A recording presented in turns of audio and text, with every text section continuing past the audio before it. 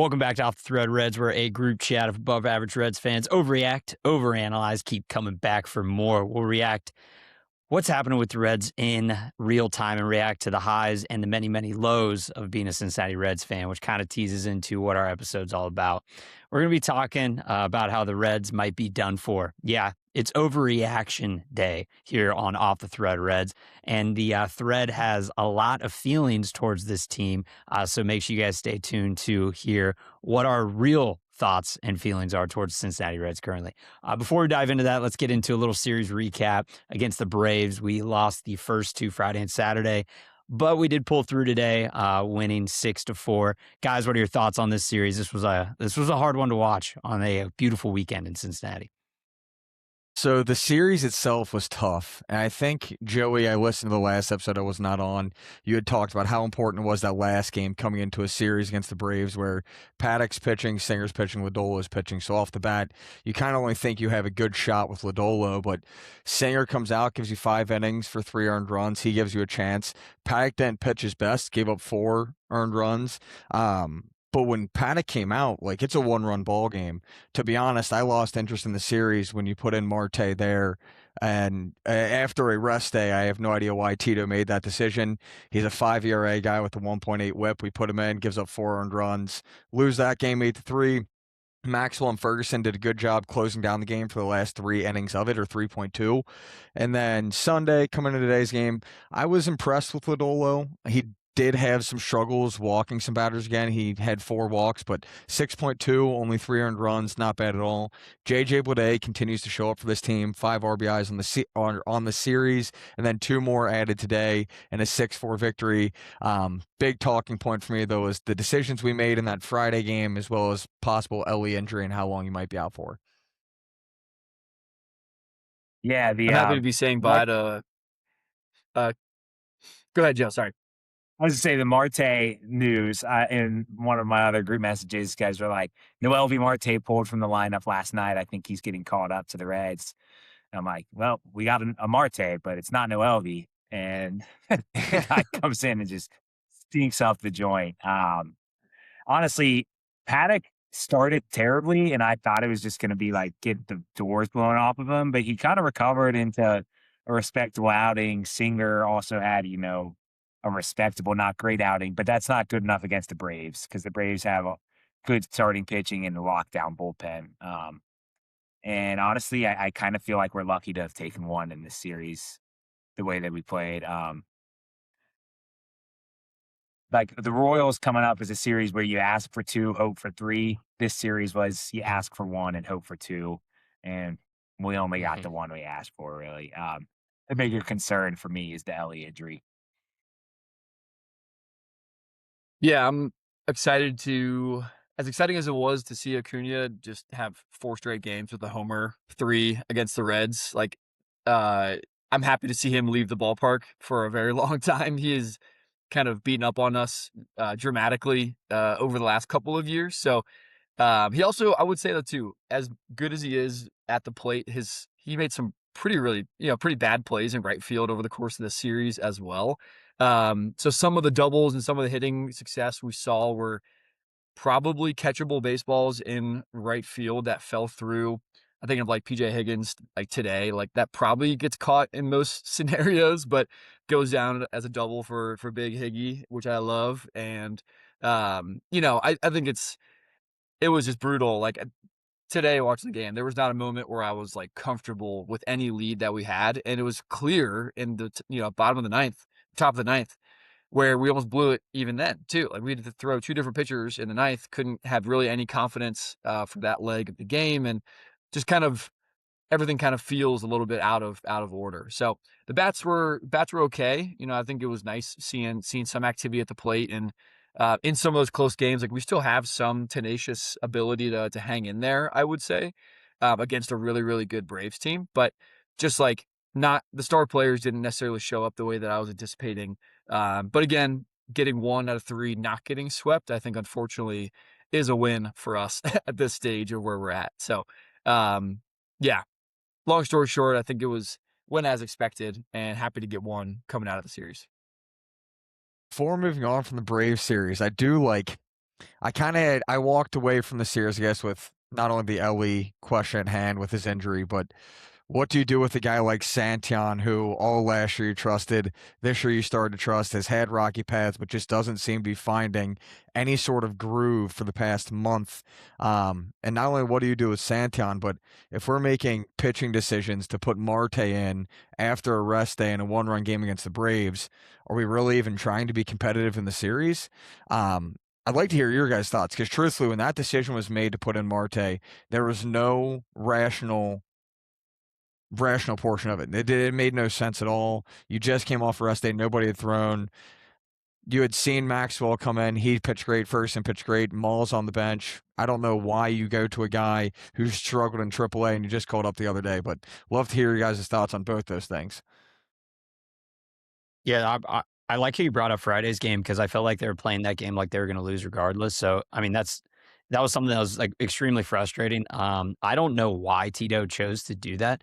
It might have been one of those Tito Francona things. We just called you up. Let's see what you can do, and hopefully you can gain my trust. Like as you go, that Tito's done that. He did that with Cleveland, but like I don't know. Friday's game really kind of, I don't know, it made me kind of upset because it really was an uncompetitive game where we actually were in the game for majority of the time. So that was a little frustrating. Saturday's game was, I just felt like we couldn't get anything going. And I mean, I'm happy this Sunday we decided to hit, and thank God for Ronald Cuneo Jr. playing right field, because if it wasn't for that, I don't know what the game would have been like. But again, my big frustration as we kind of go on with this episode is like, what are we doing? What are we trying to do with our roster? What are we trying to do with the players that we currently have? Because there are a lot of moves and a lot of decisions being made that make no sense. And I think Elly's injury is a silver lining of, hey, now they have to make the decisions the fan base wants to see. So I don't know. We'll kind of see. We'll get later into that. But Cap, like really, I think Friday's game was probably one of the most frustrating baseball games I've watched all year.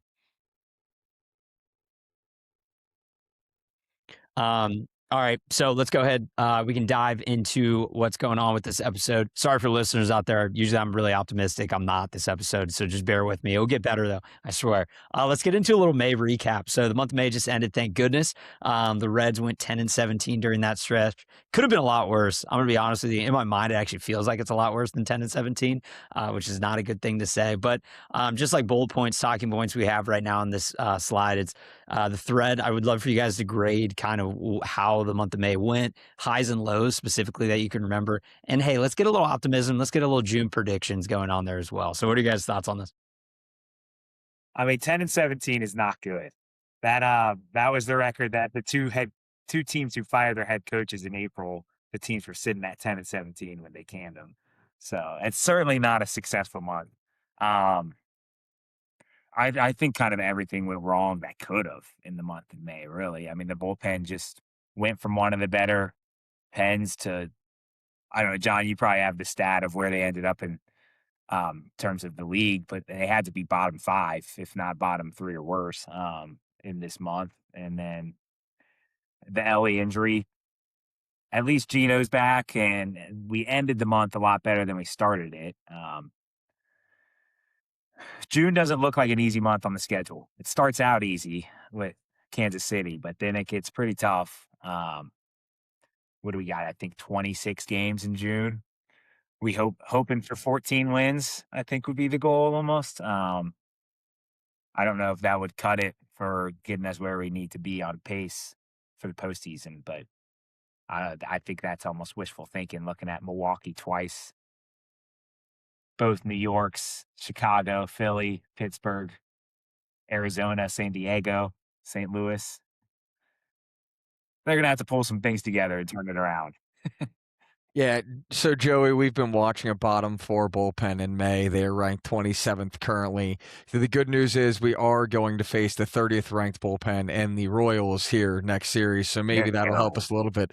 They are pretty bad. But yeah, I don't have there's not a lot of optimism you can have when you're 10-17, and on the last day of May, you just watch your star player possibly pull his hamstring, rounding first base, and you're rooting for a triple because he's an electric player and it's hitting the gap.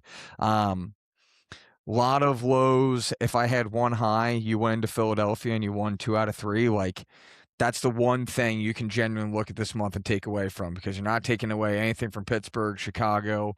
Houston is kind of having a down year, so you can't take away much. You lose a series to Nationals, lose another one to Cleveland. You split in St. Louis because of bad weather. Like, there's only so much you can pull from a month that looks like that. The one thing I will say that I keep leaning back on is I wonder what this team would look like even if they had half the injuries they have. You go out before the season, get a guy like Pierce Johnson, Caleb Ferguson, both of them spent a substantial amount of time injured. Ashcraft just went to the 60-day IL. 3 starting pitchers were down before the end of April. Just like you went out and got Suarez, he missed a month. I just don't think this team's ever been able to play to what the front office and other people had imagined.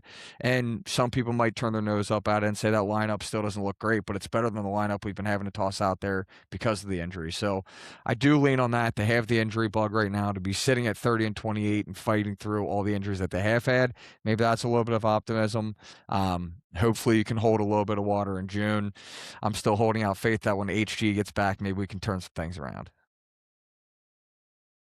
Yeah, my optimism for the short term would actually be I'm looking at the schedule and the starting pitchers that have been announced for opponents, and there's really only like 2 decent arms that are in these next 10 days. So hopefully nobody gets pushed around and we do get to face these pitchers. But really, Mike McGreevy and Michael King are the only 2 pitchers in the next 10 days that scare me at all. Yeah, the month of May is like historical of how poor it was, like across the board. And I think luck will maybe kick in our favor of some scenarios. Like I just think like the early rut in May, getting swept by the Pirates and the Cubs and then losing first game against the Astros, like I think those things could shift and the tides will change a little bit with those. My biggest concern is that we're just now becoming uncompetitive in close games. Like I think we used to have that edge that we were really good in those, and now I think whenever we're tight, even in those middle innings, we don't have that control of the bullpen performance to keep us in line for those 1-2 run games that we were so good at. Talking about how good we are in the month of April earlier, so.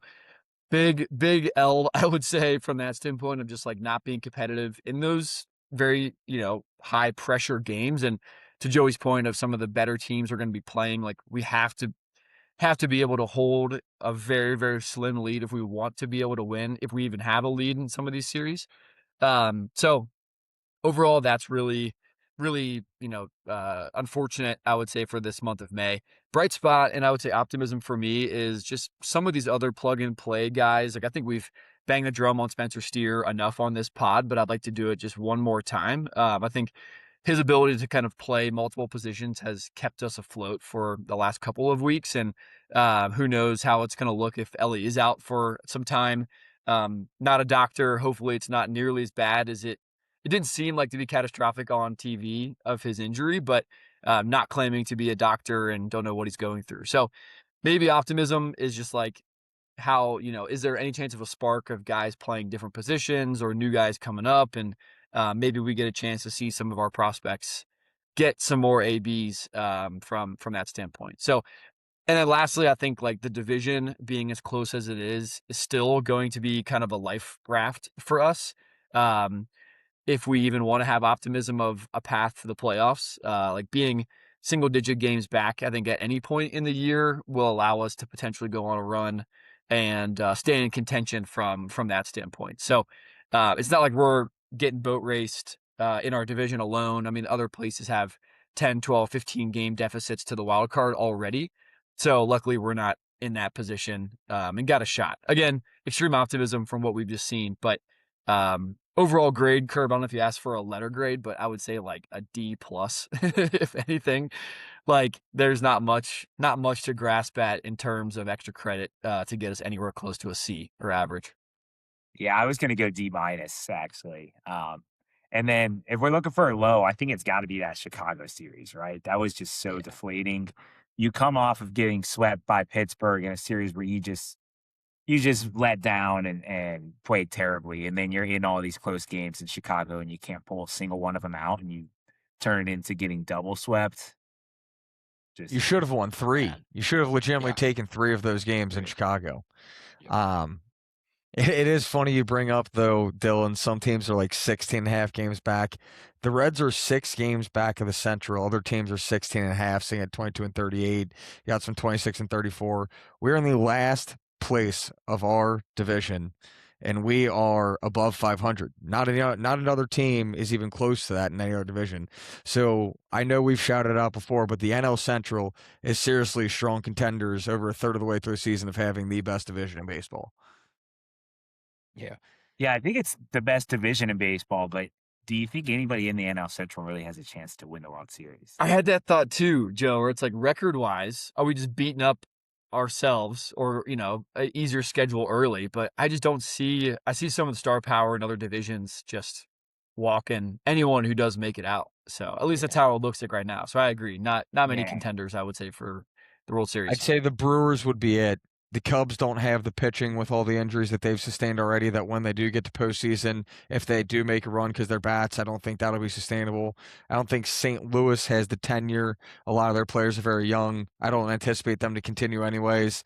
The Pirates, I'm just going to continue playing mind games in my head that they're just the Pirates. But no, they're actually pretty darn good. And if they do catch fire and they get to the postseason, you've got players like Reynolds, Ozuna, Skeens is pitching. Like, that's a team that also could make a little bit of a push. But Milwaukee's been in those situations. Milwaukee plays really good postseason ball, and they always find a way to make their starting pitching work. And when you get to the playoffs, that's why I say it very seriously. Like, if the Reds last year when they made the playoffs, I was like, anything can happen with the pitching that they had last year. Once you get there, just rely on what you did all year and only score 2 runs and give up 1.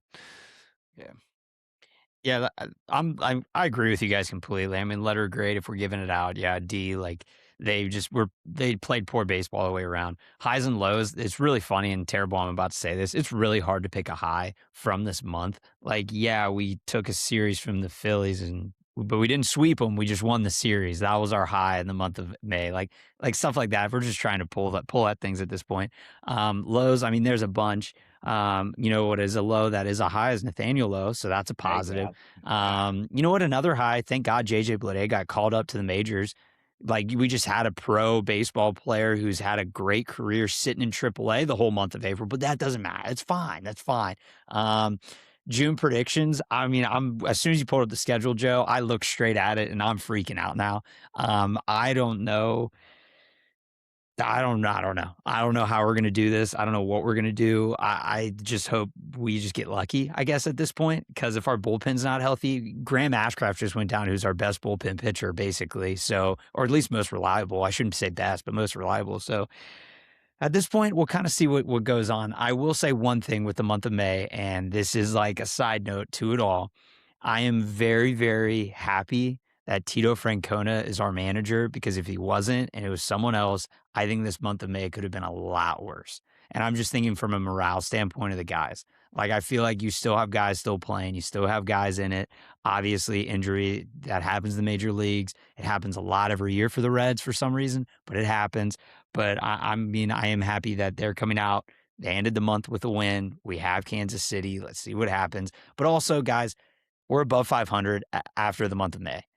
So, like, let's put our Reds hat on really quick and be like, hey, as a fan, I'll take that, right? We're 2 games above 500, which is a terrible way to live life, but it's No, fine. Curb. It's fine. Yeah, All come right, go on. ahead. I see you guys want to talk. Go ahead and talk. We need to expect greatness here. Come on. This is my biggest thing too, is if we ever can. I mean, we have no track record besides our World Series for forever ago of any reason why we should believe any of these teams should be a contender for the World Series. But my biggest concern is that if we ever even sniff the playoffs, even in the next 5 years from now too, the players will be trotting out there, have no pressure experience. And I just seriously cannot visualize us ever making a run with the high pressure situations with these teams and these high leverage. It hasn't even, come across my mind. So that was even the reason why I wanted to interject here. So I got to get off the soapbox here real quick, but quick around the horn. I want an answer from everybody, but the Reds just finished the month of May, 10-17. When we group back together, end of June, about to celebrate July 4th with the fellas. For the month of June, are we better than 10-17 or worse than 10-17? I'm going better. Listen, I'm boom. We're better than 10 and 17. If I'm predicting, I'm probably saying we go 12 and 14 in this month, and I like end that. up I like that. 500. Just as Jerry would say, we'll be 500 after June. Do we play 30 games in June? Is that what I'm getting at? Is that what you're saying? How No, many we games do we picked play in 26. June? No, I think we played Okay, 26. 26 games in June. And I'm looking at the schedule now, and I'm just assuming from June 22nd to June 30th, we're going to be some pissed off Reds fans. I don't know. 26 games, give me 14 and 12. And that's only because I seriously, Whoa. No way. what? No Dude, way, Well, that's dude. hopeful. That's hopeful. 14 and 12 out of 26. I think listen, I know we are here for overreactions. I know a lot of people are very upset, and I don't have the same mindset of Kirby of like we should be happy about 2 games over 500 just as a blanket statement. But if you look at what this team has had to do to get to 2 games over 500, like our biggest piece that we had in the offseason was down for a month. Your star pitch, we were down an entire starting rotation for like 3 weeks. Like Rhett Lauder went down, Hunter Green was already out, Ladola was blister boy, Chase Petty decided to be blister boy. We had to pick up Chris Paddock, and we're sitting here at 30 and 28. Like, I'm gonna have a little bit of faith in these guys that, and I stand on it that if just the bullpen can figure it out, and this goes for the same as May, if just the bullpen figure out the 8th and 9th inning alone, you're damn near at 500, if not maybe a game or two above. There's 3 games in the Cubs series. There's a couple of games already that you can look at. One in Cleveland series that was later on that you gave up 4 runs down the stretch. Like, this team can compete, and I think they're going to compete well in Kansas City. I think they're going to compete well on the road in San Diego. I think Arizona and New York, out of those 6 games, you might look down and be like, we've won 5 of these. How did that happen? It's just when we play in division, I'm going to be really nervous. So ending on 8 games of June being against division opponents, that's where I'm the most nervous. Outside of that, I think there is a chance. Give me 14 and 12. Yeah, and I think I'm being negative just to stir the pot here a little bit. I do think we're going to get better than 10 and 17, of course. I mean, this run of this month was awful, and I think we're going to shake it here to start off hot. But I think we'll look at that Diamondbacks series smack dab in the middle of the month as a very critical series before we go hit the road for some really tough opponents as well. I mean, double bobbleheads. We got Abbott and Suarez later in the month. So if we need a spark, we got some bobbleheads for the fellas out there. So I don't know. Well, I think it'll get better. It'll get better, hopefully. All of our predictions, heavy asterisks on the fact of like, we don't know what tomorrow's news on Elly's going to be. We might very well get Tomas Veras telling us that he's going to be out till the 60-day IL. So hopefully that isn't the case, but you never know with the medical staff. What do we think Chris Paddock's record is going to be by the end of June? He's sitting there 0-7 right now, 6.9 ERA. I mean, he's getting at least 3 more starts. He'll pick up his first win. He should have it's a numbers game. He should have like 2 or 3 wins already, and like 4 of those losses, he has 3 earned runs or less in those losses. Like he's got a 6.9 ERA. Come on, don't give him a break. No, but 2 of them he's are got 8 runs. 6.9 ERA. I'm not giving him a break. All right, go ahead and look at his games and tell me he's pitched poorly in more than 5 of them. Chicago White Sox, 4 innings, 8 earned runs. Correct. He had 3 bad outings, I believe, and the rest were like 3 earned runs or less. Like he should have some wins. He's only had 4 outings where he's even qualified with 5 innings. Well, yeah, he doesn't give you any length. Neither does Singer typically, and neither does Abbott. So, like, we could complain about our entire pitching staff. We're complaining about length. That's probably what hurts him with the wins. He should have wins when he doesn't even qualify. Yeah, that's actually a fact. Like, you're not going to get one if you can't get the length. But at the same time, like, he's going out there and giving you a chance to win the game. Yes, yeah. Singer's got a 6.1 too, so. Joe, what did Chris Paddock do to you, man? Suck. Yeah.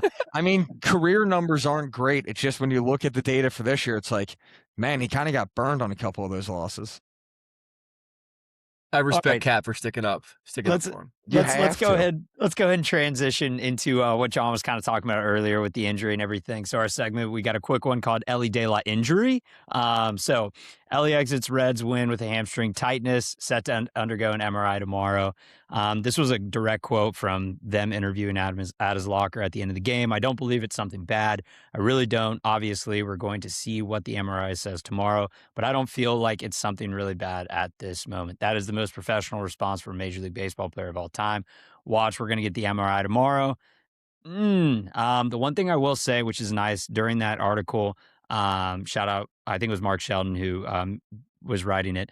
He did say that he felt it tighten up on him, so he slowed down. It's not like it kind of like it was an all of a sudden moment. He could kind of feel it tightening up, so that's why he slowed down there. But it's not great seeing your star player exit the game early, especially in an injury that he had some issues with in the past. So we'll kind of see what's going to go on there. Actually, before we move on, I want to talk to you guys about this. What roster moves do you think they have to make if Elly does go on to, let's just say, the 15-day IL? Well, Arroyo was out of the lineup today for the Bats, so I think that might have been a move they were already looking into making. It's just kind of going to land as perfect timing. But if Elly hits the 15-day IL, there's no corresponding move that's going to make up for that. I mean, it's going to have to be that hopefully Edwin Arroyo comes up and can be lights out until Elly can come back, and then maybe you hold on to Arroyo, send someone else down, and give McLean and him some shuffle around time if Edwin is performing up to his capabilities. But yeah, this Elly news is genuinely tragic. He's been having an unbelievable season, breakout year. He's always been a great player, but this year it looks like he's putting everything together. And can we really trust anything that we're going to be hearing from our medical staff until it's all finalized? I know this came from Elly's mouth, but CES just a few short years ago said my hand feels okay, and then a week later we're pulling him out for a broken hand. So I don't know what to trust and what not to. Yeah, I think the roster move thing I don't have a ton of input on. I'm not the best at like understanding all the puts and takes of the transaction piece. But if we do pull up Arroyo, I know we've talked about that a bunch here. Like I think that leads to potential issues of who goes where and who plays where. I don't know if we've talked about Key and like how he fits into the equation, if at all, in the future too. But like, is he healthy again? I have no idea. I haven't really read too much. He's stuck in Arizona forever. Yeah, purgatory over there, unfortunately. But I think like if we, if he does land the IL, I do trust his word, honestly. I think like they do, players know best, I would say, about some of these soft tissue injuries, like a hamstring or something, where it's like if you have a broken hand, like you got to get surgery and you can't play with a broken hand in baseball. But like I just don't want it to be lingering. I don't want him to fight through it because we saw, was it 2 years ago or last year that he fought through a leg injury and like you could just tell a drop in performance and explosiveness that hindered kind of the rest of the team because everyone was expecting him to be him, but he wasn't. So it's almost like, all right, do we take a short-term hit, try Arroyo at a replacement for now, see what we got, and then have champagne problems later if he's really good? I like that idea of let's plug him in, try to make him an everyday player, Arroyo, I'm saying. If Elly does need just a couple of days to maybe not play the field, maybe he just DHs for a couple of days and, does that for a little bit of workload reset. So I don't know. I think Cap, set every Twitter X alert you got on every doctor online so you get the news break immediately because I know you're on the beat for those types of things. So I'll be anxiously awaiting a message in our group chat of a screenshot from a tweet that you found. So thanks in advance. I appreciate it. So I think if he goes to the IL, the obvious move is to bring up Arroyo. But if he's day-to-day, do we think they end up pulling the trigger on that move? If he's only going to miss like 2 or 3 games, or do you think they just ride with McLean at short, steer Sal at second? I think they still would pull the move. I only say that because he's just been performing as well as he has, and with like this kind of injury, soft tissue. Last year, he played through that quad injury, like you had said, Dylan, for partial of the time. We saw a significant drop in his production. So I don't think, I don't see a world in which no matter how the MRI comes back, they put him back right away. Like I'm thinking at least he's going to have a 10 to 15 day IL stint just because we don't want to rush back this and then it'd be a full tear of the hamstring or something along those lines. But regardless, I think they're going to look into calling up Arroyo. I don't think they even have to send down Elly. If they don't put him on the IL, they have other people they could send down instead of him. Or not send down Elly at all, but just in general. So Joey, I think that's a really good question because there's multiple things the Reds could do. I think what they'll do is push off day to day and do that. I don't know how many like actual days they can declare someone like whatever. I don't know what the move is, but like they'll do that a couple days. I think Arroyo comes up right away. He has to. He's got to fill that spot. And then I think they'll put him on the 15-day. And when they do the 15 days, when they'll call Marte up to go play outfield as well. So they'll make a move for Arroyo to make the 26-man. And then I think when the IL for Elly goes, then Marte will come up. Because you have to. I mean, he's swinging the bat so well in the outfield down at AAA. But I don't know. Like, this is one of those things that happens to a team where you're like really close to being a really good team. We're above 500, as Jerry would say. We're not average yet, but like losing your best player on your teams, it's going to kill you. So I don't know. I'm hoping the best. Hopefully we just get news that he's good. He's just going to take a couple of days off. And Dylan, I like your idea. Like introduce him in the DH for heck. It could be a week. I could care less. Just let him kind of get the feel back into the game and go from there. But any last thoughts on Elly's injury before we kind of move on with the episode? Well, yeah, I don't think there's any rules around day to day. It's just in your interest to open up the roster spot to put him on the IL. And I think it's 10 days for position players, 15 for pitchers. So he really only needs to be out for 10 games if they make that move. All right. I forgot to say this earlier. June prediction. I don't know if you guys looked at the schedule. Every Thursday is open. So people out there, Reds fans, things like that, plan everything on Thursdays. Maybe, out going on a date with your wife or significant other. Maybe, going to the park, doing a day like that. Maybe hitting a brewery, 50 West or something like that.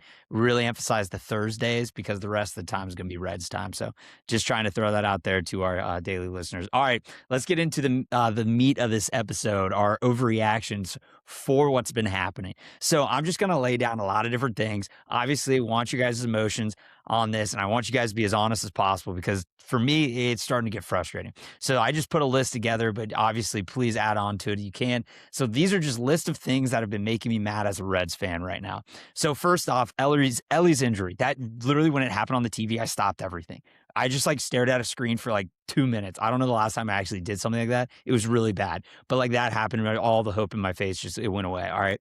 Now, the next thing is our bullpen. It kind of blows. All right. There is no good in our bullpen. I think it was John or Dylan. One of you guys said it earlier. You were like, as soon as it's a close game, now I'm just we lost. I saw the game was what was it, 2-2 on Friday? No, I forget which day, Saturday or something like that. And I was like, we're not going to win. They're going to hit 15 home runs off of our bullpen. So our bullpen just blows. Then starting pitching, it's really mid.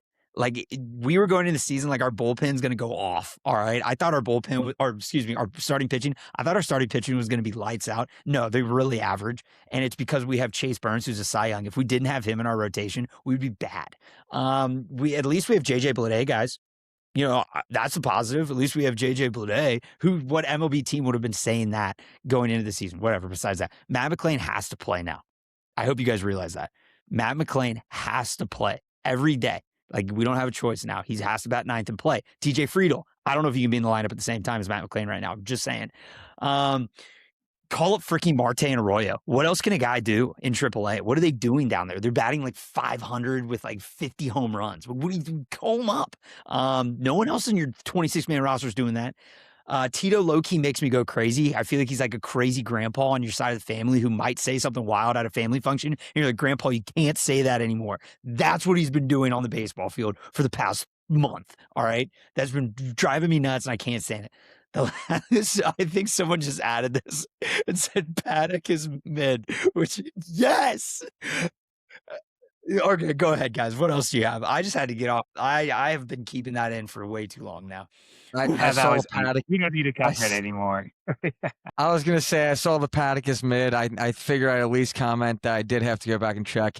He said 5 games of 2 earned runs or less this year, and he's lost all of them. So if that's mid, then the hitting's got to be trash. But in general, I'd like to add on here Tomas Verha. He is the head trainer for the Cincinnati Reds. If that man is employed, as the saying went for Marvin Lewis, like it's the most secure job in Cincinnati, because more players on this team get injured than I feel like any other team. Yeah, there's a lot of things that we deserve to be mad about. Do I think Tito is a bad manager? No. Does some of his moves that he makes make me feel like maybe it's time for the retirement home? Absolutely. Yeah, I think it is time to call up Martin Arroyo. I think that Marte being sent down was very good for him. We did it last year and then brought him back up, and he played very well. I think it's something that calmed him down a little bit. His plate approach looks great. Arroyo, there's literally no question about it with how bad McLean's struggling. You can easily bring him up to shift in with McLean, send Friedel down to greener pastures. His defense is incredible. I mean, everybody's talking about how well he's been at the dish, and he has been incredible at offense, but his defense, I don't think we're going to be giving up a step if he does come in and starts playing second or shortstop, depending on what Elly's status is. And JJ Bleday, I will say this, is on a 1-year contract for $1 and change million. I would not mind trying to jump the horn quickly and adding a year or two to that contract. He's 28 years old. I think that last year he hit about 220. Still, that would have been respectable for our outfield last year. This year he's breaking out. He's got power. He's got pop. He's a lefty outfielder that we have struggled with finding someone that's consistent and is staying above water. So I wouldn't mind hearing your guys' thoughts on even adding a little signing of JJ Bleday mid-year or an addition on his contract. I'm all about Bleday right now.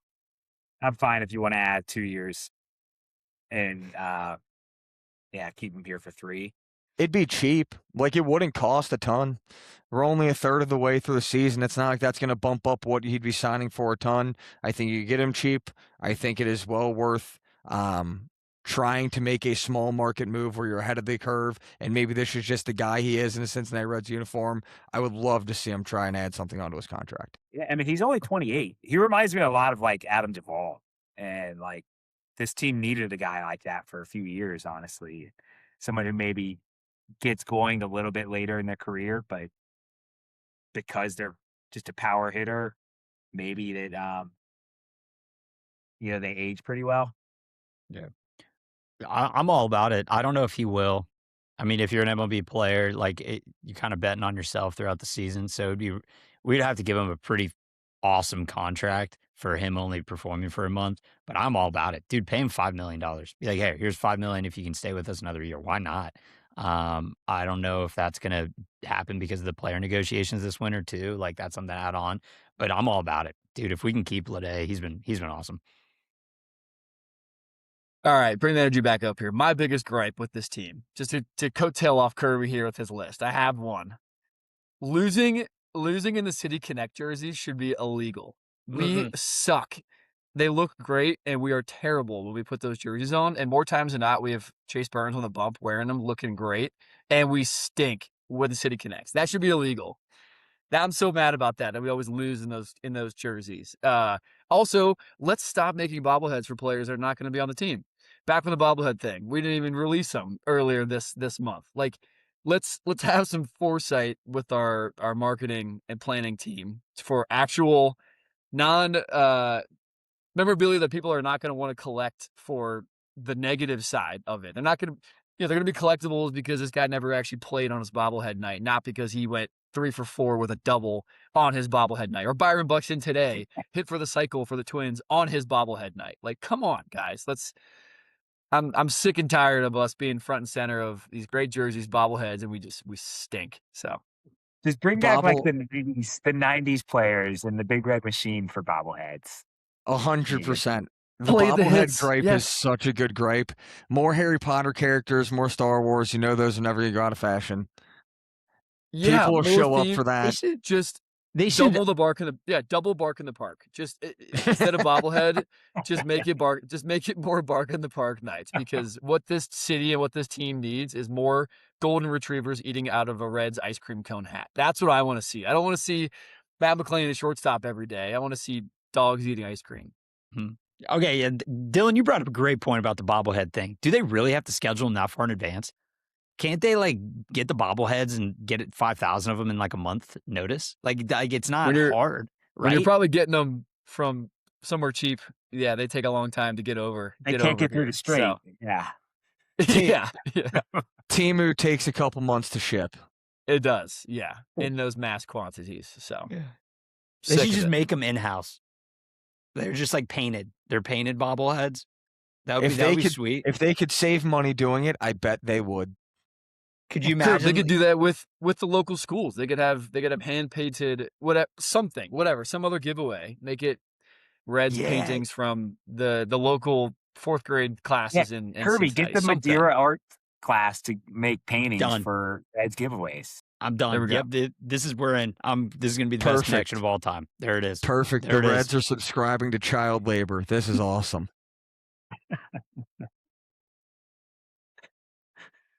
Oh, man. While All they're right, at it, anybody? can we make some off the threat Reds gear to ship out too? Yeah. We'll get the whole thing going. This is gonna be great. Free marketing for the pod. I like that. All Crochet right, well, some blankets or something. For Reds. all right. Well, hey, that's been our overreaction of what's been happening for the past month now. We appreciate you guys listening. That was a lot, but let's get into our little bit more of our thread reaction of everything going on. Cap, you got a Cap's Corner for us today, so go ahead and take that away. I do. And after this weekend's of baseball, if you're a UC Bearcats fan, we dropped to the Raging Cajuns out of Louisiana today. That shortstop prospect is actually really freaking good for them.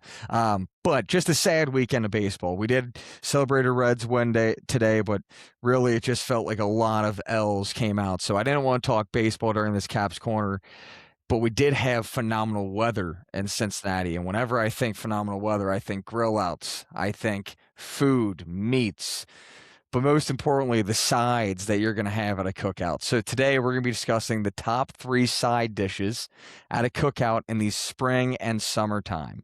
I know that some of you, I'm just kind of tossing this out to you and there's no thought to it. So I will start off. I don't think I'm going to be stealing a ton Should we of... draft? If we want to draft, we definitely can. In which we would have to figure out a quick draft order, age, oldest to youngest, snake draft. Is that what we're thinking? We could just rip off the board. We'll just do like everyone gets one real quick. We don't need to do a full like Rushmore or something. But okay, yeah, and then we'll do an honorable mentions. How about that? That sounds good. All right, I'm gonna go. And this is my 1A. If it's summertime, give me watermelon as a side. I love watermelon at a side for a cookout. That's my one overall every time. That was going to be my 1-1. But my second one I know is controversial. Not everyone's going to love it, but I like coleslaw, specifically my own recipe where I use a little poppy seed dressing. I always eat it. If nobody else wants it when I bring it, more for me, so I'm never upset. Joey, you're not going to believe it. I've got 1B, homemade, specifically coleslaw. That's an awesome choice. Yeah. Joey, a little hack too. If you put some crunched up ramen noodles into the coleslaw for a little crunch in there, it is actually next level too. I've never done that. That's an insider move. It's amazing. All right. Next, I think it's a clear one for me. I think it's macaroni and cheese. You know, it's fastball down the middle, 98 inside heat. You know, it's going to be great every day of the week and twice on Sunday. Macaroni and cheese. All right, like we got our like obviously if you're cooking out like potato chips, all that type of stuff, that's good. But one that people sleep on, and I don't know why, and my wife makes an unreal one, is pasta salad. And if you keep it cool, you can keep the pasta salad for like a week and eat it off to the side. Dude, it is unreal. And if it's like 95 degrees, like nothing sounds good while you're eating besides the pasta salad, and you're just going to town on it. So I'm gonna stick with pasta salad on this one. I am happy you went pasta salad because if that slid to me in round 2, we would have been having discussions here. First and foremost, this one is definitely a little bit niche, but if you give me a couple ears of corn on the cob as a side option, I cook out and a stick of butter, I'm gonna be sitting there. Oh yeah, that was the next one off the board. That had to be like hogs to slop, baby. Yeah. Another probably like not popular for everybody, but I'm a big baked beans guy. I love Yes. baked beans. It's a good take. Yeah. Yes. I feel like you gotta have it. You gotta have it, in the mix there. Like Eli's baked beans are the best too, because it's kind of like a thicker, a little less runny sauce that they're in. Yeah. Yeah, for sure. I'm gonna go bomb pops or popsicles of your choice. Oh That my is god, a clear miss by everyone else. I'm that's very happy about that one. incredible. All right, if we're going on this type of vibe right now, I don't know if you would consider it a side, but you would because you would have like 10 of them if they were available to you. Capri Suns while you're at the cookout, just hanging Yeah. out, drinking some Capri Suns. I don't know if you consider that a side at all, but that's where the bomb pops were. That was unreal, Dylan. I'm Oh. gonna have to just rip out Make Ultra as the next song. Yeah, 100%. Yeah. If A we're summer talking shandy. drinks, Yeah, we can summer go shandy. down a. Yeah. Give me a nice little vodka lemonade on a hot day, and I'm gonna enjoy myself. Yeah. Shout out John Daly. Yeah. I will say this can be honorable mention, still draft style, whatever you want to do, but this is just recency bias in my head. I was at last weekend, Memorial Day weekend, cookout, and a Capri salad hit like you wouldn't believe. A little fresh mozz, tomato, balsamic over top. Unbelievable. Solid. good Very salad. Yeah, very good mature. salad. Yeah, very mature choice, Cap. That's an adult palate right there. You The best things got ever healthy created, in my options opinion. there. Yeah. Watermelon, Capri salad, and corn. Pretty good. Corn on the cob is genuinely like it'll get messy. I'll have it all over my face before I stop. It's not a napkin break situation. It's finish the ears, then clean Once you're yourself in. off. Yeah. Yep. Yes, Cap, I don't serious want to. question. There you go. Are you typewriter, left to right, or are you Left to right. circular around? Left to right, you go clean and you start back on the right-hand side, give it a twist. Boom. Clean. So you're going Tom twist. and Jerry style. Have to. I'm not going in the circles. No way. Smart. Good man. I don't know which way I do, honestly. I wasn't going to pick something like potato chips, but there is one specific kind that comes to mind for cookouts. Grippo's barbecue chips. Oh, yeah. Yeah. Oh, yeah. No, That's great. chips and dip, man. You get the French onion dip, whichever brand makes the really good French onion dip. That stuff's great. Marzetti, I Yeah. think. Is that it? Marzetti, there's a Dean's French onion dip as well that has a white and green lid. That's it. There's like a what's it called? Hell of a good dip too. Any of those, you're safe. You're very safe with those. Yeah. All right. This is good. This is good Cap, off the bat. I like this. I'm about to eat a second dinner after we're I'm done hungry. recording. Yeah. That's what's about to happen now. This is bad. I figured I knew what this was going to turn into, this podcast, so I figured we had to have a little bit of happiness. Nothing happier than talking food. Nothing. Yeah. I appreciate it. Marzetti John. does not make French onion dip. Just had to fact check myself there. All right, let's get into Around the League, Joe. Go ahead and take it away. We got a lot of moving parts and some fun news that's happening in the MLB. Yeah, I got to give some assists to John and Dylan for helping out put this notes for this. But Brett Suter got ejected. Was that today or yesterday? Today, for a standoff during the national anthem where people don't want to be the first one to go back to the dugout, and he stood there long enough to get himself kicked out of the game. And then there was it Cardinals fan? It was Cardinals Cubs, and they were chanting like overrated at PCA, and then he hit a homer, and the guy was trying to throw it back, and he didn't even get it to the field. Did he hit somebody? He hit a Cubs fan in the first row, and then the Cubs fan was just like, "Cool, I'm going to keep the baseball." Yeah, he got a homer from one of his favorite players, I'm sure. Yeah. Connor Griffin and Murakami both went on the IL today. And then Elly's injury, obviously, is league-wide news. We touched on last time the union's proposal for the collective bargaining agreement this winter. Well, the owners came back with their side, and it was pretty far off from where the players are. They are wanting a salary cap, and you could kind of just tell by the language that they were using. I don't know if anyone has it in front of them, but it was kind of vile language, making you think that they're fine with not having a baseball season. If that's what they're starting on May 28th, 9th or whatever, um, yeah, I don't know. I don't think that's good news What a for bunch of what's to come with fools. winter. Why? Like, why? Like, be reasonable. Have a season. Make money. You're gonna lose so many fans. There's gonna be so many little kids that are not gonna like baseball because they're like, "Oh yeah, they didn't have a season that one year. Baseball is stupid." Like, dude, that I can't believe. Never mind. I'm getting mad again. I was in such a happy mood. I believe it was a $245 million salary cap, which is just really funny to look at when you look at like the Dodgers and Mets and Yankees rosters currently.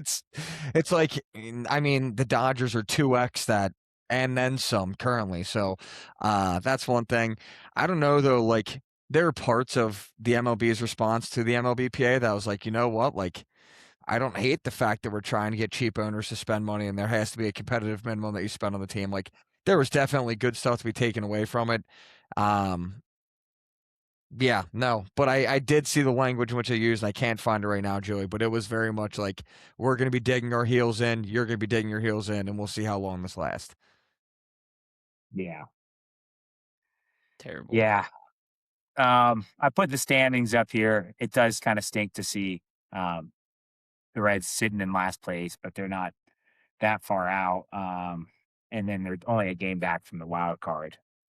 But they got their work cut out for them, and they just pissed away the great start they had completely this month. Um, yeah, that's all I really got for around the league. I was at a wedding last night, so I didn't get to watch baseball last night, and didn't watch much today either. So. Quick, All right. quick shout out for one player that came to mind. It's good to see. I just sorted the home run leaders currently. Kyle Schwarber back on top of the list with 22 homers on the season. Only reason I'm giving him a shout out is because kind of a hometown guy from Middletown. He was a very wishful thinking he was going to land on the Reds this season, but good to see him back mashing homers. It always is fun to see. Oh yeah, everybody loves Schwarbo. Yeah. All right, let's go ahead, get into our series preview of this upcoming series, and we'll start wrapping this one up. So the Reds are going to be facing the Royals at home Monday, Tuesday, Wednesday. Get your tickets now to see Edwin Arroyo debut. Hey, there we go.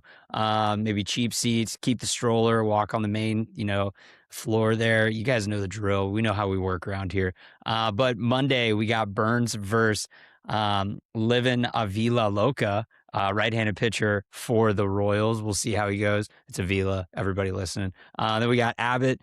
He's going to be taking it on Tuesday versus Cameron. And then Wednesday, we got Paddock, your boy, Joey, taking on, is that Kulik? Because that is the coolest name I've ever heard. But again, it's Kolick. All right, take it back. I hope we hit 5 home runs off him. But on a real note, guys, I think this is a get me right series. We should be able to handle Monday and Tuesday. Wednesday is up in the air. Maybe it's Paddock's first win. What are your guys' thoughts on the series? The Royals stink.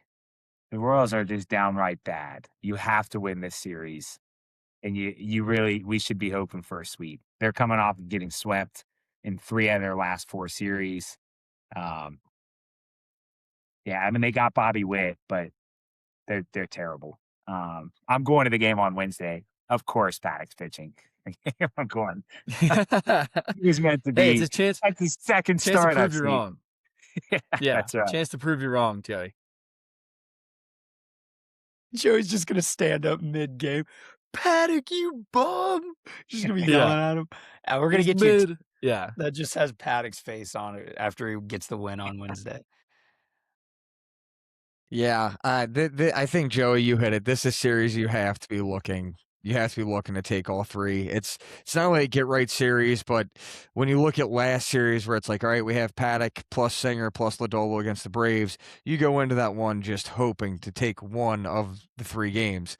This series, you're facing the worst bullpen in the MLB, and you've got Burns, who's going to start you off, going into Abbott, who's been lights out now for his past 5 starts, and then Paddock, who for 6 starts or 5 starts this year has given up 2 or less earned runs. Just a reminder, you can have $5 for that reminder that I've said now 5 times this episode. But just in general, I think all of them give you chances to win.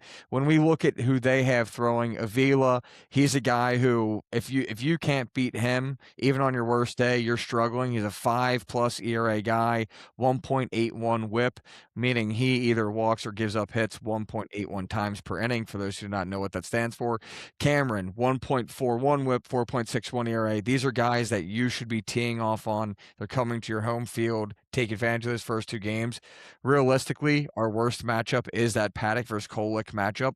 Kolek, really good pitcher this year. He's a sub-4 ERA, sub 3.5, got a 0.9 WHIP so far this year, so he's throwing pretty darn well and locating his pitches.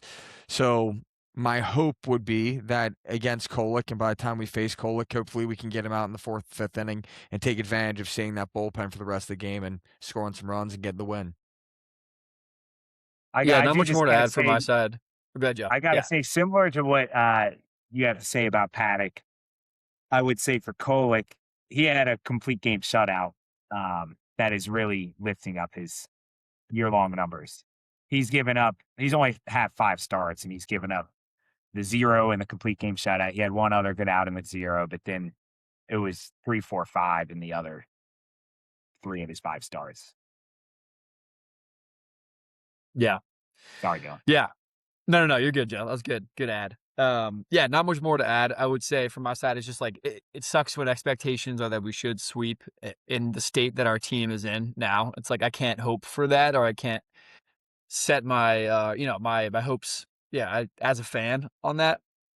I've been on the promotional giveaways topic all episode, so I'll stick with that for now. But Tuesday, celebrating Lou Gehrig Day, one of the greatest baseball players in the MLB of all time, but celebrating him on Tuesday with the Budweiser 3-2-1 Tuesdays at Great American.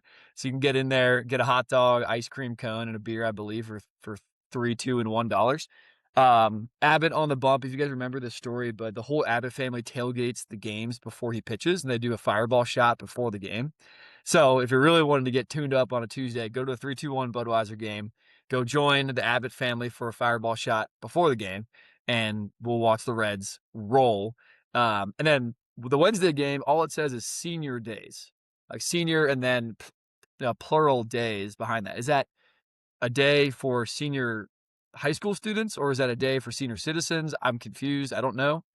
Either way, I think it could give us a good bump with 2 promotional days and giveaways for this home series against the Royals. So I don't know. Keep your head up, boys. It could get worse. Who knows? Senior days are presented by Anthem Blue Cross Blue Shield. That's the story of senior days and deals surrounding our veteran Reds fans.